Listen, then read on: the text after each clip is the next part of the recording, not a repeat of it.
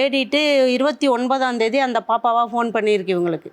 Phone போட்டு இது மாதிரிம்மா நான் வேளாங்கண்ணியில் இருக்கேன், அந்த பையன் என்னை கூட்டிகிட்டு வந்துட்டான், குடிச்சிட்டு அவன் படுத்துட்டு இருக்கான், வீட்டுக்கு வர்றதுக்கு பஸ்ஸு காசு இல்லை அப்படின்னு இவங்ககிட்ட சொல்லியிருக்கு. நான் என்ன சொன்னேன், பஸ்ஸுக்கிட்ட காசு இல்லைன்னா பரவாயில்ல, நீ பஸ் ஸ்டாண்டுக்கு வா, பஸ் ஸ்டாண்டுக்கு வேளாங்கண்ணி யாராவது நம்பர் வாங்கி ஃபோன் பண்ண நான் ஜிபே அனுப்பி ஒரு யார்ட்டையாவது சொல்லுவேன். சரிம்மா நான் ஃபோனை கொடுத்துட்டு நான் போறேன்னு சொல்லிட்டு ஃபோனும் வரல ஆளும் வரல. இவங்களுக்கு ஃபோன் பண்ணது 3 மணி, ஈவினிங் 3 மணி. மதியம் 1:45 மணிக்கு ஒருத்தன் வந்து காவி வேட்டி கட்டியிருக்கான், காவி சட்டை, மத்தியானம் 1:43க்கு. அதுக்கப்புறம் தான் கூப்பிட்டுருக்கு. அதுக்கப்புறம் தான் இவங்களுக்கு ஃபோன் பண்ணியிருக்கு. அப்போ வந்து காவி வெட்டி ஒரு பேக் மாட்டியிருக்கான், கால் தாங்கி தாங்கி நடக்கிறான். அவன் கூட அந்த பொண்ணு வந்து ஒரு தெருவுக்குள்ளே போயிருக்கு வேளாங்கண்ணிலேயே. நசரேத்துன்னு சொல்லிட்டு ஒரு கோவில் இருக்குமா, அது ஆப்போசிட்டில் ஒரு லாட்ஜில் வந்து அந்த கேமரா வந்து பதிவாயிருக்கு போல்.